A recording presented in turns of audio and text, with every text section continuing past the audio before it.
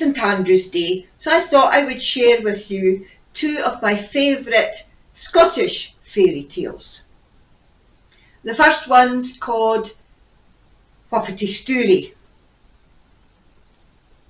Now the guidwife of Kittlerumpet Farm was all on her ain. The farmer, the guidman, had gone to market in the big town to buy a new horse, but she didn't mind, because she had her new wee bairn to look after, and she had to look after the pig. You see, the pig was about to hae piglets, and they needed the money for the piglets to pay for the horse. So the first day she took out the pig's breakfast and it gobbled it up, and then she took out its tea and it gobbled that up as well. But the second day she went out, oh my goodness me, the pear pig was lying on the flare of the sty with its trotters sticking up in the air, and it wouldn't get up to eat. What was she going to do? She didn't want the pig to die. She'd be in trouble if the pig died. She was that upset about it that she sat down on a tree stump and began to greet and wail and greet some more. And she was making that much a fuss that she didn't notice somebody coming up the path aside her. She didn't notice until a voice says, "What are you making all the fuss about? What's all this noise about? What's wrong with you, wifey?" And she turned round to see a strange looking old woman standing aside her. And thinking that it was maybe just an old wifey for the village, she told her that she was afraid for her pig. She didn't want it to die, and she didn't ken what to do about it. And the old wife says, "Well, maybe I could help you with that. Would you like me to help you?" "Oh, aye," said the farmer's wife. "Of course I would like you to help me. Oh, I'd give you anything if you just make my pig better." Well, the old wife agreed. And the farmer thought, oh, wasn't this good that this kind old wifey had come up for the village and was kent a bit about medicine and was going to make her pig better. And she watched as the old wifey went into the sty, and she took out a wee bottle out of her pooch, and she poured something on her hand. And then she went out to the pig and she rubbed some on the pig's snout. And then she rubbed some on the pig's curly tail. And then she sprinkled some over the pig, walking round it 3 times, chanting, "Haily water, haily water." And then she stood back. And to the farmer's wife's amazement, the pig jumped back up on its feet and shockled out to the trough and began to eat its breakfast. Well, the farmer's wife was delighted. "Oh, thank you so much. I'll give you anything you want for helping me. What could I give you? Aye, we've been digging up the totties recently. There's some sexy totties in the shed. Would you like a sack of totties?" "Nah, I've no use of totties." "Well, we've got lots of neeps growing in the field. I could pull you up some neeps." "Nah, I've no use for neeps." "Well, I did some baking. I've got bannocks. You'll surely take a bannock." "Nah, I've no use for bannocks. There's only one thing I'm wanting for you. And that thing is lying in the cradle in the house. I want your bairn." Well, when the old wife said this, the guidwife kent that this wasn't any ordinary wifey for the village. This was a fairy wife that was going to take her bairn away. Oh no, she couldn't let it do that. She said, "Oh no, you can't take my bairn away. No, please don't take my bairn away." "Well," said the fairy wife, "you've got 3 days. I can't take it away right now, but you've got 3 days. I'll be back in 3 days. And if, well, by any chance in that time you've learned my name, I'll no tak the bairn. But you'll no learn my name, so you might as well be prepared and hae the bairn ready. I'll be back for it in 3 days. And with that, the old wifey turned round and walked away. Well, the farmer's wife was beside herself. What was she going to do? She rushed inside and she gathered up the wee bairn and she went knocking on all the doors. She went round the village, she went round all the other farmhouses, asking if anybody kent about this fairy wife and if they kent her name. But nobody did. So that night she went to bed and she hardly slept a wink. She got up the next morning and taking her bairn where she was off again, off round mair houses.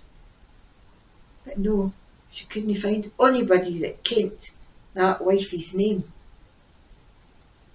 The next day she went into the town and knocked on doors, but no, nobody kent the fairy wife's name. Well, on her way back to the town, she took a shortcut through the wood. And as she came along the path in the wood, she thought she heard somebody singing. Aye, it was coming from out there. So she followed the noise and she found herself on the edge of a clearing. And hiding behind a big bush, she peered into the clearing and there was a wee house there, and outside that wee house, sitting beside a pan, boiling on a wee fire, was the fairy wife herself. And as she sat there, it was that wee fairy that was singing awa to herself while she stirred what was in the pot. Little does the guidwife ken that Whuppity Stoorie is my name. Well, when the guidwife heard that, oh, she was that pleased. She grabbed the bairn to her and she ran home as fast as she could, and she had a good sleep that night. Well, the next day the fairy wife come back and says, well, you're going to give me the bairn? Well, I thought I would maybe hae a wee guess at your name, if that's all right. Guess I was, said the fairy wife, but you'll never guess it. And so the guidwife says, well, your name wouldn't by any chance be Maggie? Nah, my name's no Maggie. Nah, that's no my name. Well, it wouldn't by any chance be Kate? Nah, no Kate. No, it's no Kate. Well, said the guidwife, scratching her head, it wouldn't by any chance be Whuppity Stoorie. Well, when the fairy wife heard that, she was furious. Steam began to come out her lugs. Her face turned bright red. She stamped her foot and disappeared with a screech in the puff of smoke. Well, the guidwife never saw that fairy wife again. And when the guidman come back for the market, she didn't tell him how close she'd come to losing her bairn. And that's the story of Whuppity Stoorie. And now my next tale is called the Puddock. If you were to walk further and further than you'd ever walked before, you might come to the end of the world. And if you did, you would find there a well that was full of the clearest, the cleanest, the tastiest water ever seen. Now, no far away from that well, there was a wee house where a lassie called Katie stayed with her mother. Now, one day, Katie's mother said, Auntie Maggie's coming for tea tonight, and she's partial to a bannock. I think I'll make some bannocks. So she got out her bowl and her spoon and her girdle, and she put in some flour and some oatmeal and a bit of butter in the bowl, and then she went to get her jug of water. Now in they days they didn't hae taps inside the house. You had to get the water for the well.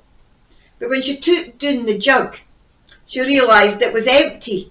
She didn't hae any water left.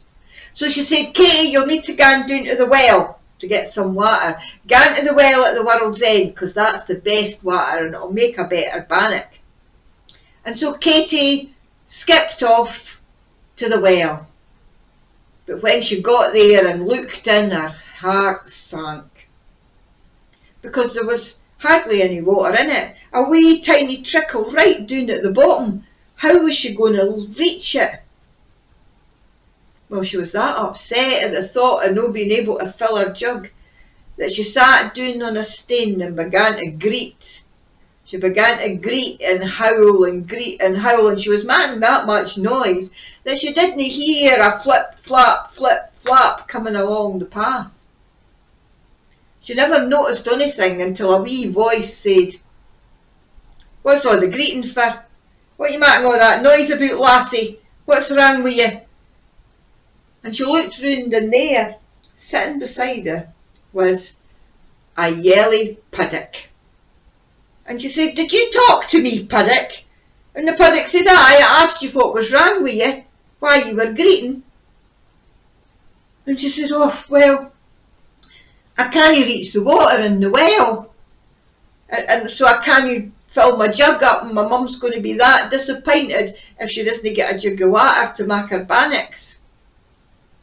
"Oh," said the Puddock, "well, maybe I could help you with that. But you hate to promise me something first." "Oh, aye, I'll promise you anything you want," said Katie. "Anything you want." "Well, you hate to promise to marry me." Well, Katie glowered at that and said, "What? Marry? Me marry a Puddock? Oh, it's got to be kidding. Oh, it doesn't mean it. It's just a joke." So she said, "Aye, I'll marry you."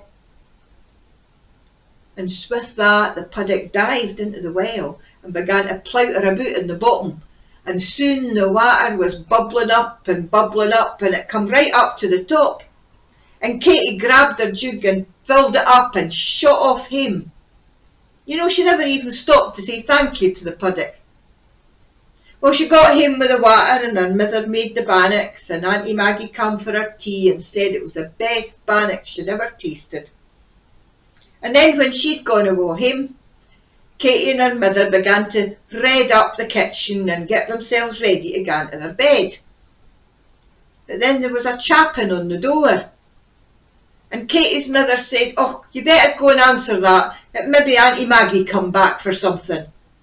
And so Katie went and she opened the door just a wee bit and glowered outside, and much to her horror, there, sitting on the doorstep, was the yelly Puddock.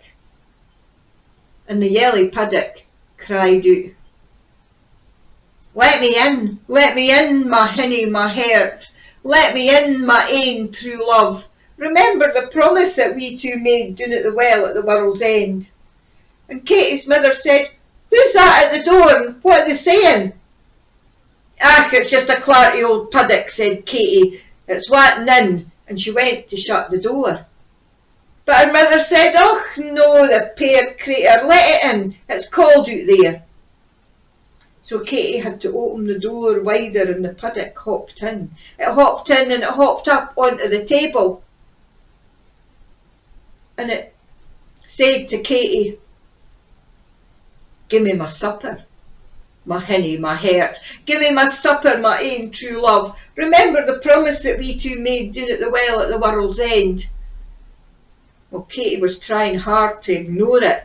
But her mother said, "Och, the puir crater's hungry. Go and get it a bit of bannock and some milk."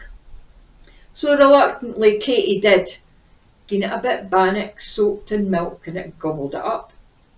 And then it said something that was quite unexpected. It said, "Chap off my head, my hinny, my heart. Chap off my head, my ain true love. Remember the promise that we two made down at the well at the world's end." Well, Katie didn't hate to be told twice this time. She ran out of the fireplace, she got the axe, and she chapped it off the Puddock's head. Well, the Puddock's head rolled across the flare and into the fire, and soon it was hissing and spitting and burling and giving out smoke, yelly smoke, and soon the whole house was full of this yelly smoke. But then it cleared away, and standing in the middle of the flare was the handsomest young man Katie and her mother had ever seen, all dressed in yellow clays. And Katie's mother said, "Who are you, and what are you doing in my kitchen at this time of night?" And the young man said, "I'm a laird's son. Many years ago my father fell out with a wizard, and he changed me into a puddock, and he made me live by that well until a bonny young lassie came by that was kind enough to promise to marry me, that was generous enough to share her supper with me, and was brave enough to chop off my head." And he turned to Katie and he says, "Katie, I think that's you. Would you like to marry me?" And Katie says, "Well, I'll think about it." But she did think about it, and she did marry him eventually. And she moved into a big house, and they took her mother too. And there they lived happily ever after. And Katie never had to go to the well for water again, because she always had servants to do it for her. And that's the story of the Puddock. I hope you enjoyed these two stories, and I hope you have a lovely St Andrew's Day. Bye for now.